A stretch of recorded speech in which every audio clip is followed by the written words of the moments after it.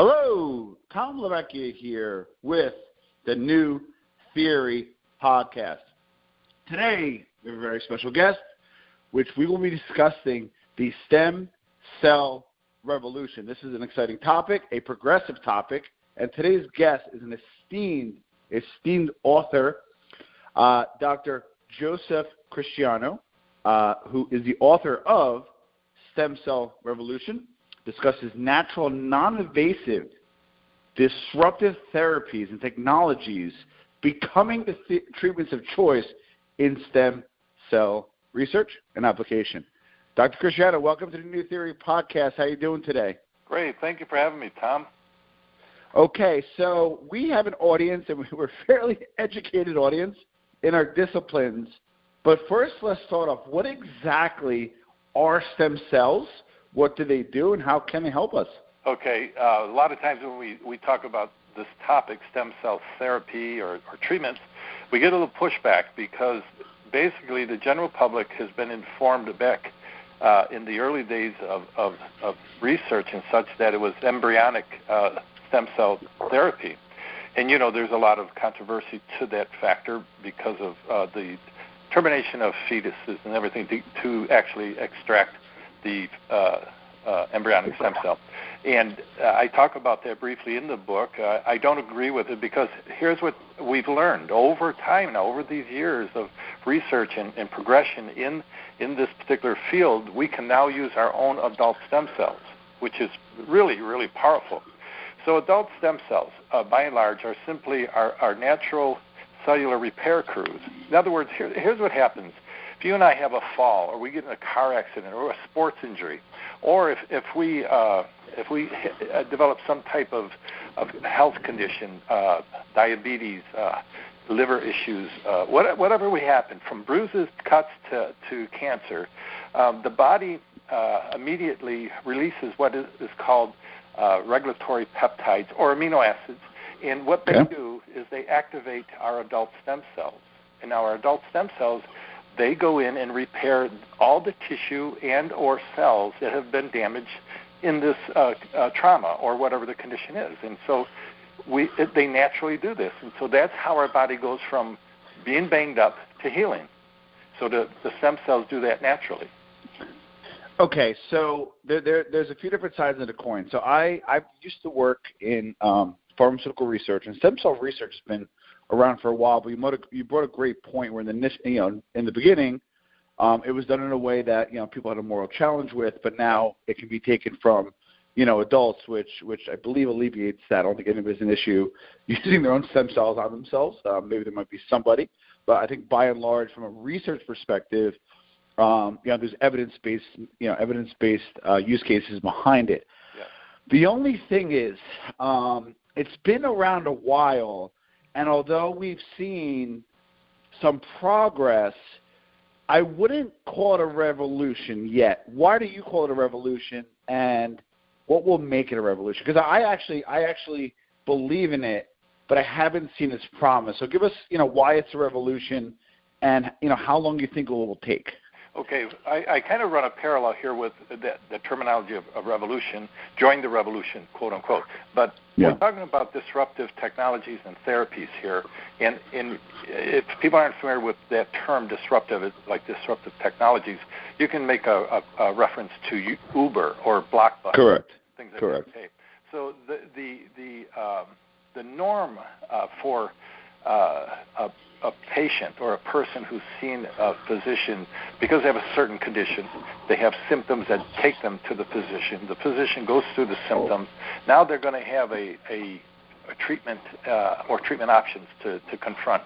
And we go to conventional medicine, and we know typically what conventional medicine offers us. But we know now that conventional medicine, good, bad, and ugly, is limited, okay, to what it can offer.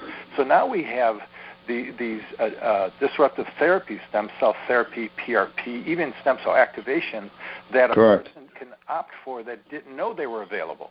Okay? So once the general public gets more informed, a little more educated on the options that they have, what we're seeing is in orthopedic medicine that the new norm we're getting physicians jumping ship and jumping on this quote-unquote revolution train and becoming educated in how to perform these treatments and therapies because they have very, very efficacious results instead of medicating or cutting and burning and things like that. Okay. So I know, because we have a cadre of clients, and they tend to be on the plastic surgery and reconstructive side. Mm-hmm. I know at this point there's a stem cell facelift. It is used in reconstructive procedures. I believe in terms of reconstructive procedures, it makes sense, and it's done based on as common as it could and should be because it is disruptive, but it's being done. I'm not sure on the cancer front. Obviously, with your to your knowledge and your background and your research, specifically which cancers can it combat, and give us a little bit about the how. Well, that is a little sketchy, and it is a topic that is still a work in progress. Yeah. Because of the very nature of it. But we've seen brain tumors being dissolved. Okay, through stem cells. Wow. Okay? Which is one of the hardest cancers to battle. So yeah. Yes, and there has been success with it. Now, on the other side of that coin, there's an interview in my book with a stem cell scientist that I work with, and he kind of lists some of the pros and cons, and one of the questions was posed to him is, there is concern about a patient that is precancerous.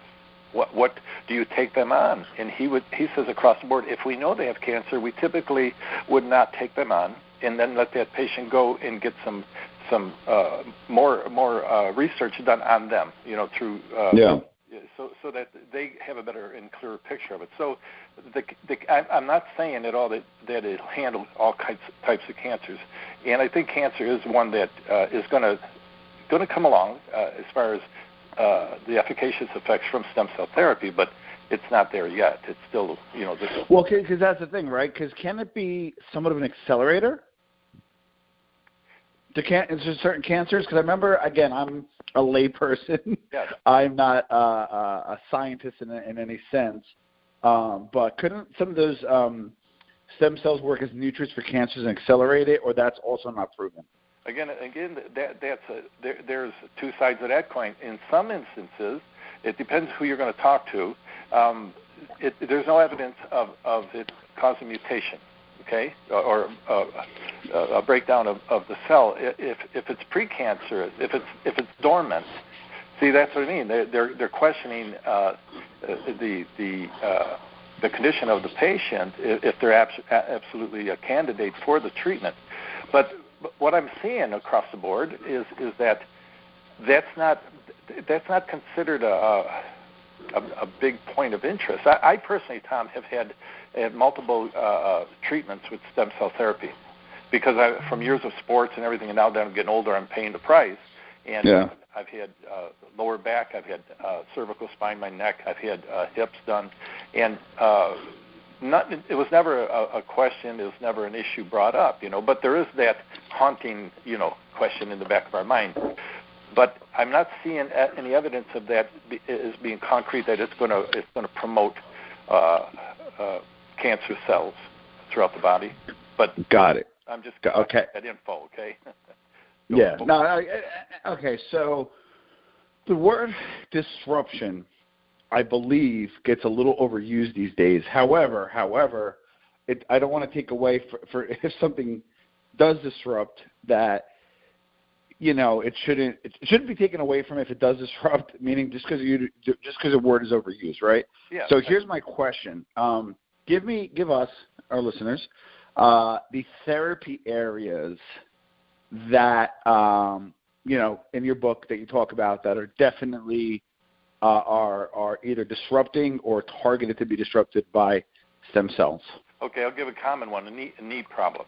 Okay, we have a problem. It's inflamed, it's painful, and it's disrupting our life. Okay, I don't want to use disruption there. That's a negative connotation, but I'm throwing it in. So we go to Gamut. We go to our physician. He or she gives us a protocol, some therapies, probably some meds to treat the inflammation and even the pain. And we go our merry way, see how we do, come back, and it's gotten worse and worse. Now what, doc? Now what? And now we're facing the final option that's available. It's either here's what we're going to do, or there's nothing more we can do. And what we're facing is a knee replacement. And you know what that all entails. Correct. So you go home with this horror story that you and your family got to debate if I should do this or not. Now, of course, it's common, so you can pull stats and go, well, 85% of the procedure is successful, but they got to go in, they got to remove my natural materials, put in some metals, and then sew me. Yep. Let me home and see how I recover. And over here, from a disruptive option which means disruptive, meaning more efficacious, less invasive, and healing. Okay, it's the new norm of doing things instead of the replacement procedure. By extracting adult stem cells from myself, the doctor extracts my own, prepares it for a syringe, and then injects 1 or 2 sites in the kneecap or under the kneecap, and within hours to a couple days, 90% of the inflammation that's crippling me is gone because some of the stem cells act on that part. I call them anti-inflammatory bombs. Yes. But then we're talking about the healing. In other words, we were given this death sentence that here's what happens after looking at the MRIs and that. You're bone on bone, and here's the problem with bone on bone. Every time you move, like striking a match, it's inflamed. So the cartilage is gone, patient. We're going to have to replace it. But here's what happens. We got the injection. Now within the next month, over the next few months, our stem cells are multiplying that we injected. And now what's happening is they're attached to the beta cells in the connective tissue or the cartilage, and it's growing new cartilage. And within months, you are now protected from the bone-on-bone scenario, which was crippling you, to a natural knee and back to normal living. That's why it's disruptive in a good way. Well, okay, so my mother had, unfortunately she passed, but my mother had kind of debilitating knee issues, and it was believed to be osteoarthritis. Yeah. And then we later kind of believe now that it might have been rheumatoid in nature, but either way, for the osteo, which is much more common, you know this, you get painkillers, NSAIDs. I don't even know if the Vioxx is still around, but so you kind of treat the pain, and then you throw some anti-inflammatories like steroids, and it helps. But these folks tend to be, unfortunately, a little bit older, which makes their bones brittle. And then lastly, they'll throw in a little filler that they put in your face, hyaluronic acid, to put between that wedge. Yep. What you're saying is this can kind of cover all three. The inflammation would be taken care of through the properties of stem cells. It'll work as a buffer between the bone, and then lastly, theoretically, the pain would subside because the match is not being struck. It's a pretty bold statement here, but is that something you're willing to say on record? Absolutely. I've experienced myself. But more, I'll take it one step further from what you're saying, Tom, because you're right on point. Is that it's permanent. You're healed. You're not managing symptoms with the pain meds protocol. Oh, yes, we can get by and we can improve. We can reduce the pain. We can function. But what stem cell therapy does, why it's disruptive, is the treatment option is going to the root cause, not the symptoms. We're not managing symptoms. We can get rid of symptoms if we can eradicate the root cause. Conventional medicine is notorious for treating symptoms. That's all it's about. Now, I'm not putting them down, but that's just reality. So now we have, through this stem cell therapy progression to research and such coming over these decades, we're seeing that how disruptive it is becoming the new norm, really is what I'm saying here. Doctors are jumping on board because the 21st century patient, like your listeners, are intelligent. They're going, listen, doc, we don't want to come see you, but I have to. I have no choice. Give me all my options. I want to know. So they say, well, so you get a second opinion, but we're all going to the same book.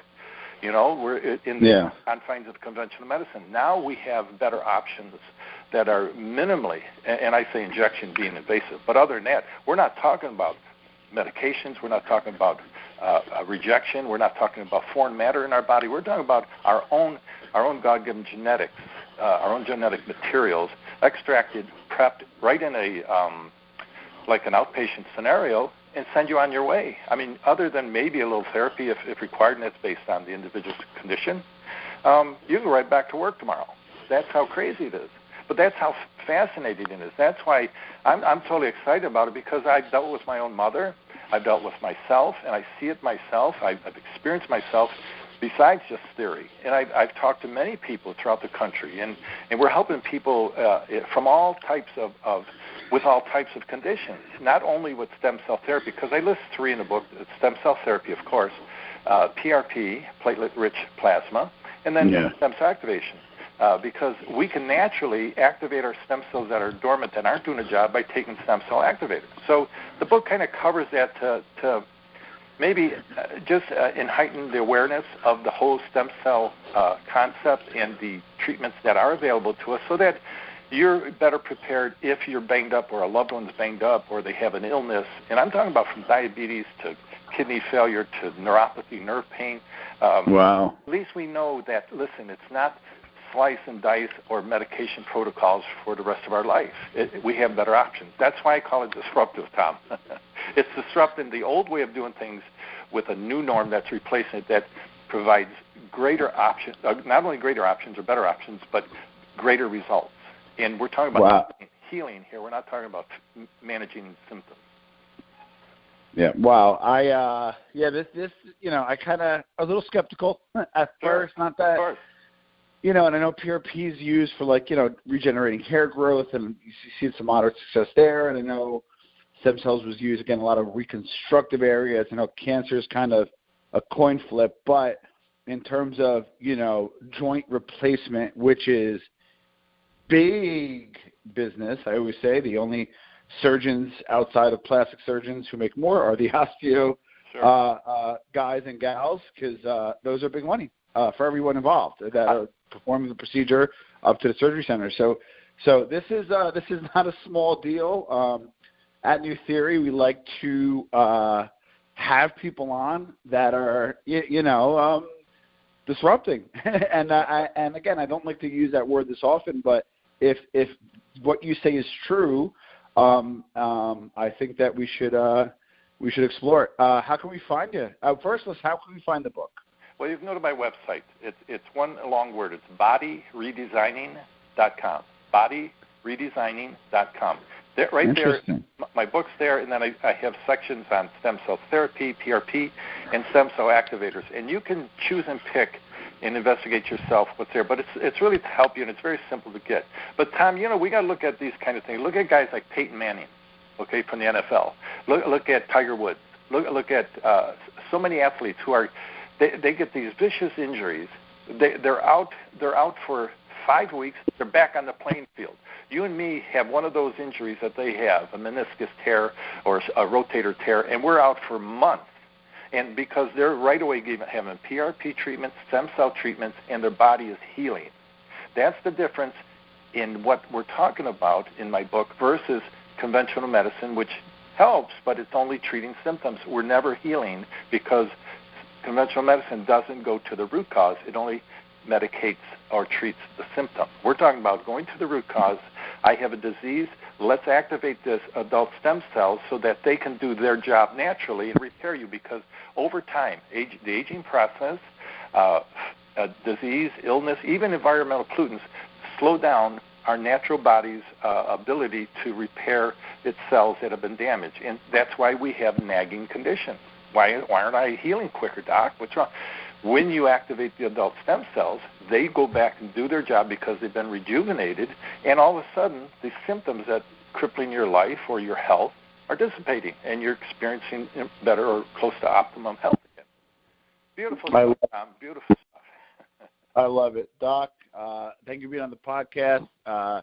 Folks, I got to be a little bit more vigilant about this, because I guess our ranks and our standing with iTunes is contingent upon. I'm going to ask those that are listening, if you're listening on iTunes or wherever you're listening, to please subscribe, and then also put a review in, good, bad, or ugly. We'd love some feedback. And Dr.